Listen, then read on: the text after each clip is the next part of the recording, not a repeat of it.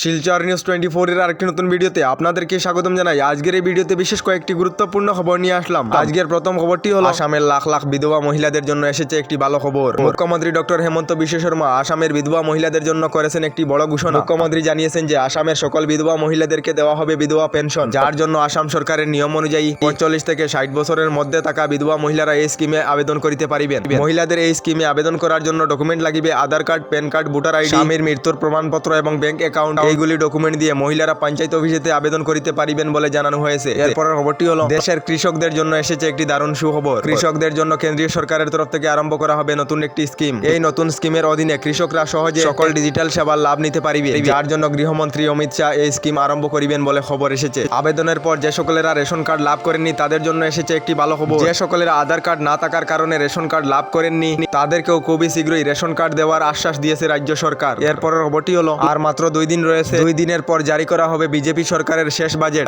এই শেষ বাজেটে কি কি ঘোষণা করা হবে তা নিয়ে একটি আপডেট এসেছে। আপডেট অনুযায়ী জিনিসের মূল্য বৃদ্ধি হওয়া থেকে লোকেদেরকে রেহাই দেওয়ার জন্য কেন্দ্রীয় সরকারের তরফ থেকে চাল, চিনি, গমের এক্সপোর্টে লাগা ব্যান সরানো হবে না। তার সঙ্গে খবর এসেছে বিজেপি সরকারের এই শেষ বাজেটে কৃষক, মহিলা, যুবক, যুবতী, ব্যবসায়ী এবং সরকারি চাকরি করা লোকেদের জন্য অনেক লাভদায়ক স্কিম আরম্ভ করা হবে বলে খবর এসেছে। এরপরের খবরটি হলো প্রধানমন্ত্রী আবাস যোজনার ঘরের লাভ না পাওয়া লোকেদের জন্য এসেছে একটি ভালো খবর। রাজ্যের মুখ্যমন্ত্রী ডক্টর হেমন্ত বিশ্ব শর্মা ঘোষণা করেছেন প্রধানমন্ত্রী আবাস যোজনার ঘর না পাওয়া লোকেদেরকে খুবই শীঘ্রই মুখ্যমন্ত্রী আবাস যোজনার ঘর দেওয়া হবে। তার সঙ্গে মুখ্যমন্ত্রী ডক্টর হেমন্ত বিশ্ব শর্মা জানিয়েছেন রাজ্যে খুবই শীঘ্রই মুখ্যমন্ত্রী আবাস যোজনার অধীনে 2 লক্ষ সরকারি ঘর দেওয়া হবে। আপনারা কি প্রধানমন্ত্রী আবাস যোজনার ঘর লাভ করেছেন না কমেন্ট একটি করে নিশ্চয় জানাবেন। এরপরের খবরটি হলো গর্ভবতী মহিলাদের জন্য এসেছে একটি ভালো খবর। গর্ভবতী মহিলাদেরকে নিয়ে প্রধানমন্ত্রী নরেন্দ্র মোদী ঘোষণা করেছেন যে এবার থেকে গর্ভবতী মহিলাদের ব্যাংক অ্যাকাউন্টে 2টি কিস্তির মাধ্যমে 6,000 টাকা দেওয়া হবে। প্রধানমন্ত্রী মাতৃবন্দনা যোজনার অধীনে গর্ভবতী মহিলাদেরকে 2টি কিস্তির মাধ্যমে 6,000 টাকা করে দেওয়া হবে বলে ঘোষণা করেছেন প্রধানমন্ত্রী নরেন্দ্র মোদী।